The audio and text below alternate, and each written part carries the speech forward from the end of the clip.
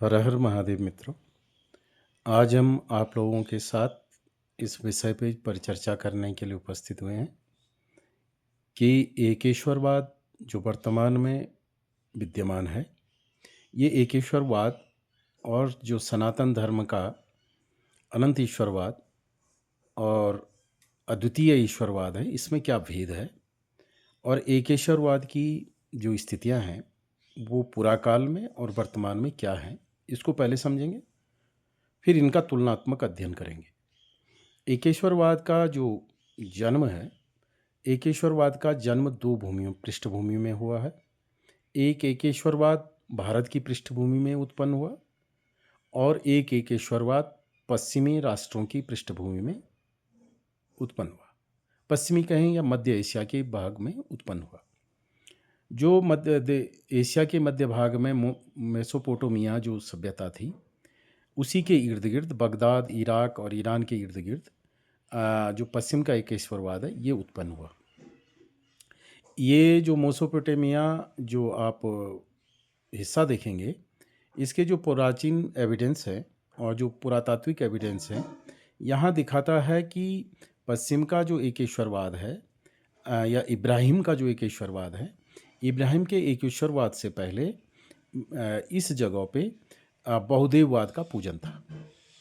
तो जब बहुदेववाद का पूजन चल रहा था, तो उस समय इब्राहिम की उत्पत्ति हुई, इब्राहिम का आना हुआ। नारायण अधिकांशतः जो एकेश्वरवाद है, एकेश्वरवाद सुधारवादी आंदोलन है और सुधारवाद आंदोलन ने जो प्राचीनता से जो भारतीय वेदों से उपलक्षित, भारतीय वेदों से समर्थित बहुदेव पूजन था, उस बहुदेव पूजन का खंडन करने के लिए एक नई जीवन पद्धति को अपनाने के लिए जो पश्चिम का जो एकेश्वरवाद है, ये पैदा हुआ है। ये अपने आप में कोई धर्म या कोई आस्था विशेष नहीं है, बल्कि ये एक सामाजिक आंदोलन विशेष है। आप कहेंगे कि आप ऐसा कैसे कह सकते हैं?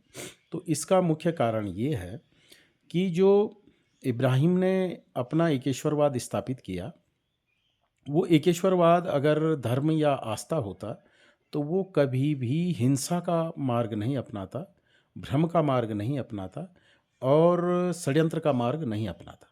धर्म का ये प्रथम लक्षण है कि वो षड्यंत्र करके कभी भी अपनी स्थापना नहीं करता है। और जो पद्धति भारतवर्ष में है कि आप जब भी कोई चीज़ स्थापित करोगे, तो किसी की आस्था को तोड़ करके स्थापित नहीं करोगे, बल्कि तर्क के बल से या विशेष चमत्कार के बल से आप अपनी वस्तुओं को, विशिष्टता के बल पे आप अपनी वस्तुओं को स्थापित करेंगे। तो जो पश्चिम का एकेश्वरवाद था, उस एकेश्वरवाद ने षड्यंत्र पहले किया कि इब्राहिम ने जब इब्राहिम की जो अपनी व्यक्तिगत जो भावनाएँ थी या व्यक्तिगत जो व्यवहार था, वो उनके कबीले के लोगों के अनुकूल नहीं था। तो उसका बदला लेने के लिए इब्राहिम ने एक दिन उन लोगों के द्वारा जो मूर्ति पूजा की जाती थी, वो मूर्तियाँ लकड़ी की बनी हुई होती थी। उन लकड़ी की मूर्तियों को इब्राहिम ने तोड़ा और तोड़ करके एक मूर्ति के हाथ में जो कुल्हाड़ी थी, वो कुल्हाड़ी दे दी। और जब लोगों ने पूछा भाई कि मूर्तियाँ किसने तोड़ी, तो इब्राहिम ने कहा कि इस मूर्ति ने तोड़ा जिसके हाथ में कुल्हाड़ी है। तो लोगों ने कहा कि ये तो मूर्ति है, ये कैसे तोड़ सकती है? तो इब्राहिम ने कहा कि देखो, कि जब इन मूर्तियों में जान ही नहीं है, अपनी रक्षा ही नहीं कर सकती हैं, तो इनको पूजने से क्या लाभ है? ये उनका तर्क था और लोग उसके इस तर्क का उत्तर नहीं दे पाए। और इस तर्क का उत्तर इतना सहज और सरल था, लेकिन नहीं दे पाए फिर भी। चलो उन्होंने एक वाद स्थापित किया और एक नए आंदोलन शुरू किया। आंदोलन का प्रारंभ ही मूर्ति के तोड़ने से हुआ और जो लोग ये मूर्ति की पूजा को लेकर के विशेष आग्रह कर रहे थे, उनके बाद वालों ने तो उनका कत्ल तक किया, आग से जलाया और भी बहुत कुछ किया। तो ये एक एकेश्वरवाद एक आंदोलन था।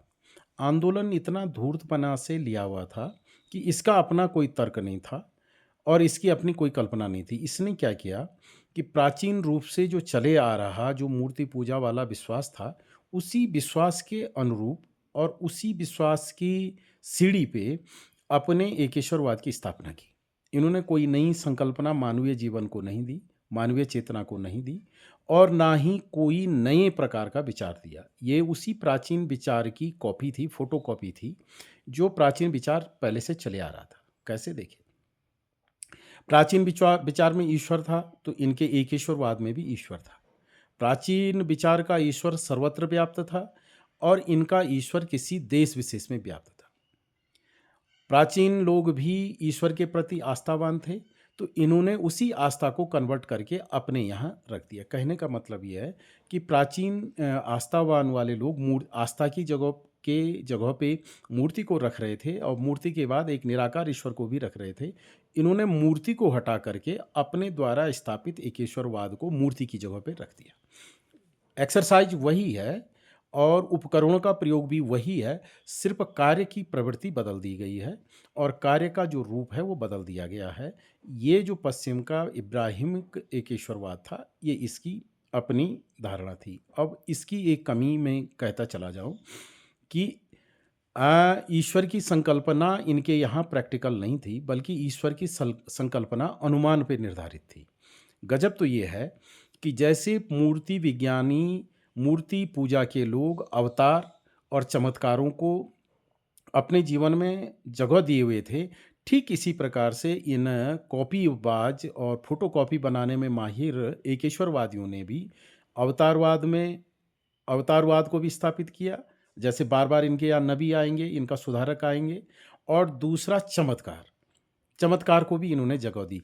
था सारा मूर्ति पूजा का कॉन्सेप्ट ये। चमत्कार करना मूर्तियों का कार्य था और क्या बोलते हैं अवतारवाद जो था मूर्तियों का था। इन्होंने उसको छीना और अपने एकेश्वरवाद के अनुरूप ढाला। एकेश्वरवाद कैसे अनुमान पे निर्भर है कि जैसे कोई कार्य होता है, तो कार्य का कर्ता ज़रूर विद्यमान होता है। एकेश्वरवादियों के विचार में इब्राहिम ने जो विचार किया कि जब कार्य है, कार्य का मतलब है सृष्टि है, तो सृष्टि का निर्माणकर्ता भी कोई होगा। गजब तो क्या हुआ कि सृष्टि के निर्माणकर्ता ने एक बार में सृष्टि बना दी, तो अब आप देखेंगे कि जब सृष्टि एक ही बार में बन गई है, तो उसके बाद अब दोबारा सृष्टि नहीं बन सकती है।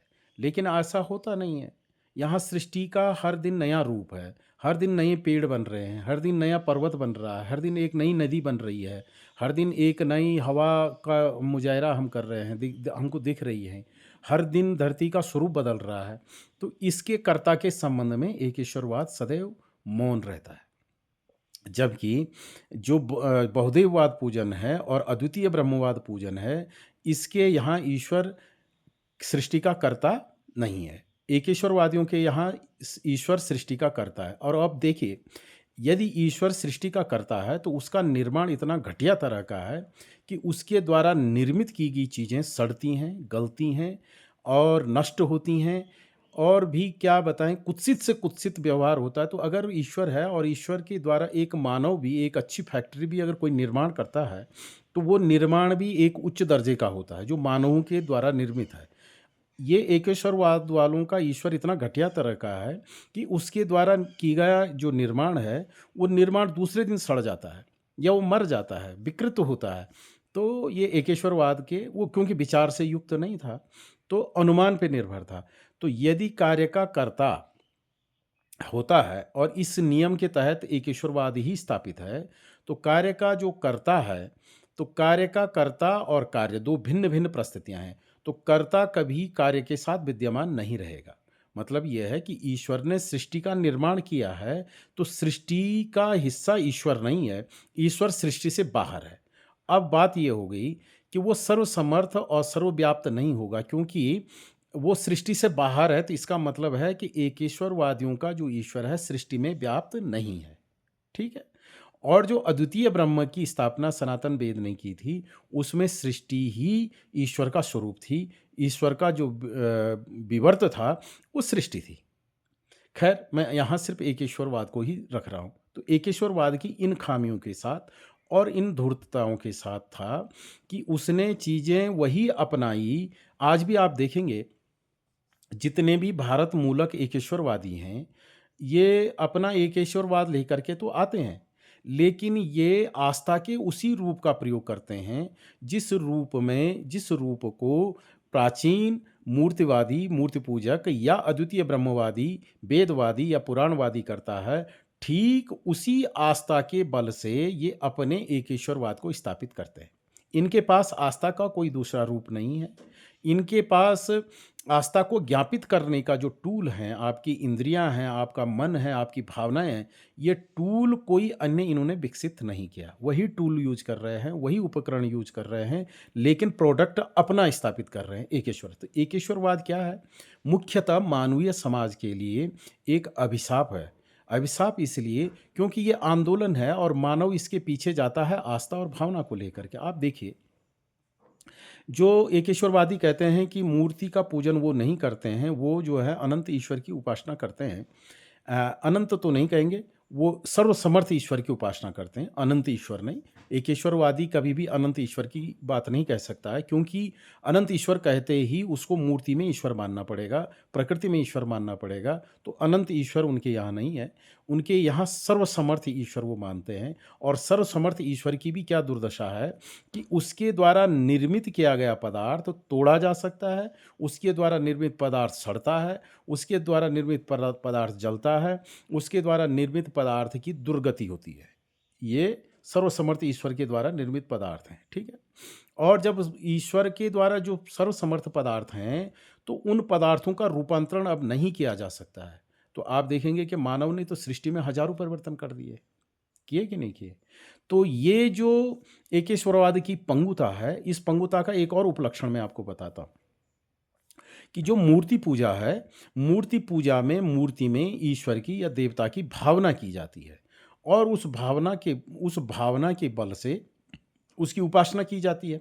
ये जो भाव पदार्थ है, ये भाव पदार्थ शरीर से बाहर का पदार्थ नहीं है। ये भाव पदार्थ है शरीर से भीतर का पदार्थ, मन का पदार्थ, मन है।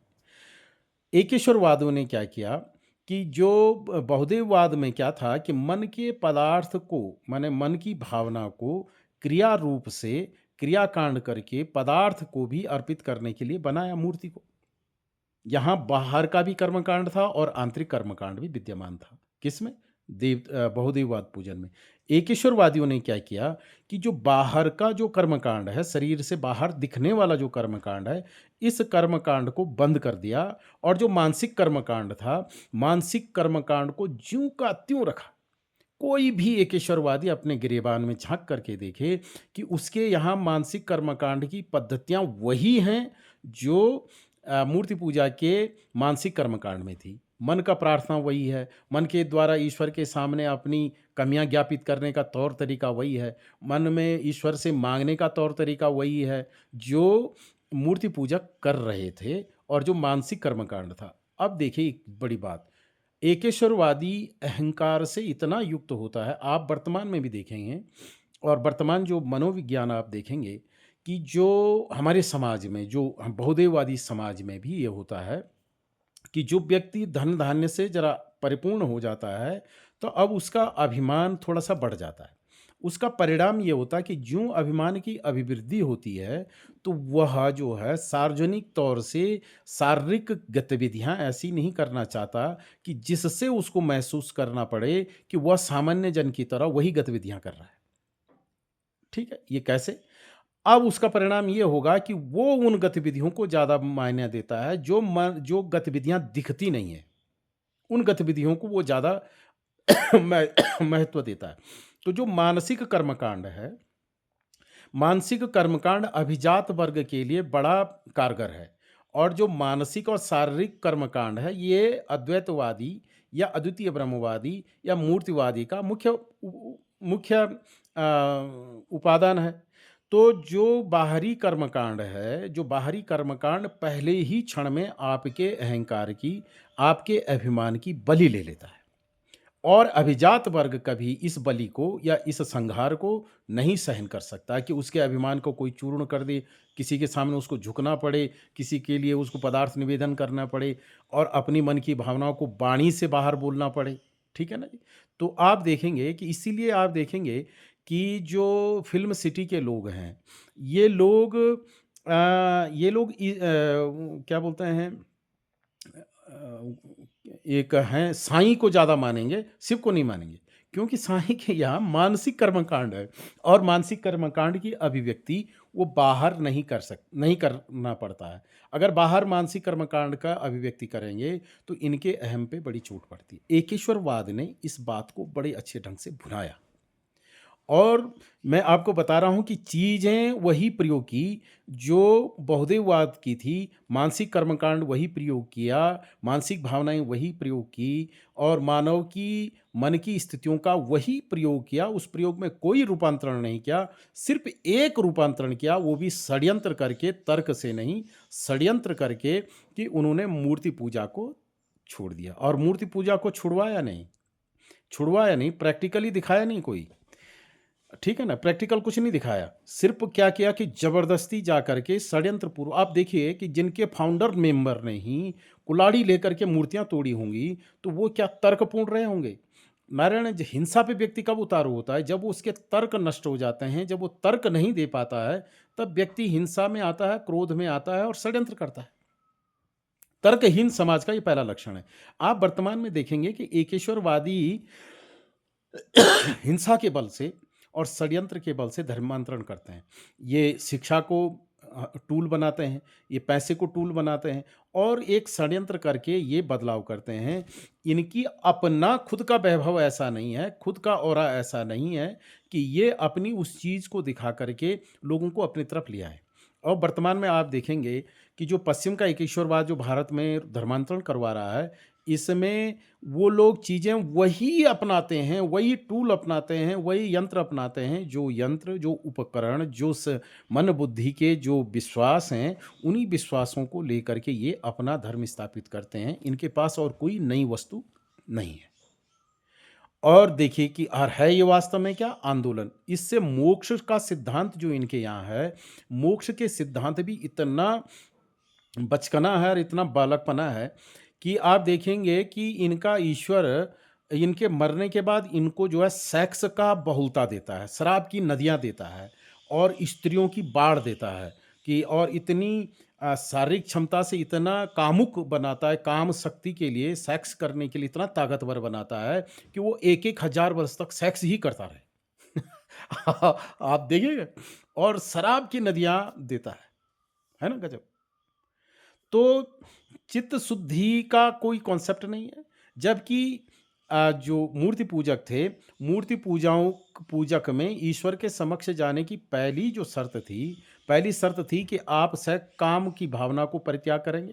क्रोध की भावना सर्वथा निर्मूल होगी। काम, क्रोध, लोभ, मोह, मद, मात्सर्य जितनी भी भावनाएँ हैं, मानवीय भावनाएँ, इतना इतना तक कि मैं और मेरा, तू और तेरा, ये जो भावनाएँ हैं, इन भावना द्वैत नाम का जितना भी पदार्थ है, द्वैत भावना नाम का जितना भी पदार्थ है, भावना के सर्वथा परित्याग को ही मूर्ति पूजा का मूल आधार है।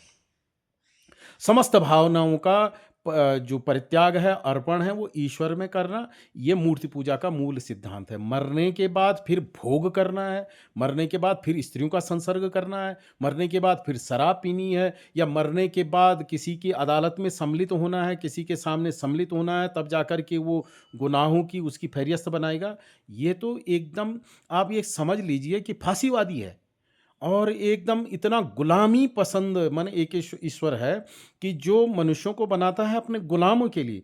तो भैया ऐसे ईश्वर को मुझे नहीं पूजना है कि जो मुझे गुलाम बनाए रखेगा, जिसकी दया पे मैं हमेशा हमेशा के लिए बंध गया हूँ। इससे बेहतर तो मैं ऐसे ईश्वर का विरोध करना पसंद करूँगा। हाँ, जैसे आर्य समाज का जो ईश्वर है, ये गुलाम पसंद ईश्वर है। इसको गुलाम चाहिए। तो जो सतत गुलामी है, शाश्वत गुलामी है, तो शाश्वत गुलामी का अवलंबन करना किस वैचारिक मनुष्य की विचार शक्ति ऐसा कहती है, कौन बुद्धिमान व्यक्ति ऐसा है कि जो शाश्वत गुलामी के लिए अपने आप को प्रस्तुत कर रहा है ईश्वर के समक्ष? ये एक ईश्वरवादी और एक जगह ईश्वर ऐसा है कि वो शाश्वत रूप से आपको सेक्स करने के लिए छोड़ देता है, शाश्वत रूप से आपको शराब पीने के लिए छोड़ देता है। ऐसे ईश्वर का क्या करना? आप देखिए कितनी कुत्सितता है। ये सब अनुमान पे निर्भर है और अंधविश्वास पे निर्भर है। इसका तर्क नहीं है। जबकि जो सनातन धर्म का जो ईश्वरवाद था, वो ईश्वरवाद में कि समस्त जो मानवीय भावनाएँ हैं, जितनी भी द्वैत प्रपंच की भावनाएँ हैं, इन सभी मैं और मेरा का भावना है जो, बस अब इस मैं के बाद ही सारे द्वैत प्रपंच शुरू होता है। तो मैंपना की जो भावना है या मेरापना की जो भावना है और इसके बाद ही सारी सृष्टि में अन्य भावनाएँ आती हैं। मैं और मेरापना की भावना का भी परित्याग जब हो जाएगा, तब आप ईश्वर हो जाते हैं और प्रकृति में ईश्वर है, सर्वत्र ईश्वर है। है ना गज़ब? तो इतने ताकतवर सिद्धांत को डिफेम किया किसने? एक ऐसे काल्पनिक ईश्वरवाद ने कि जिसमें जीव सदैव गुलाम है और जिसमें जीव सदैव किसी की दया पे निर्भर है। ज़रा-सा अपराध हो जाए और ज़रा-सा मीन में एक हो जाए और अपराध की भावना, भई आपका अहंकार जीवित रहेगा ईश्वर के समक्ष तो आप अपराध करोगे। आपका मेरापना जीवित रहेगा तो आप चाहे यहाँ रहो, चाहे वहाँ रहो, वहाँ आप अपराध करोगे। ये तो आप अनुमान से क्या प्रत्यक्ष देख लो। प्रत्यक्षता देख लो।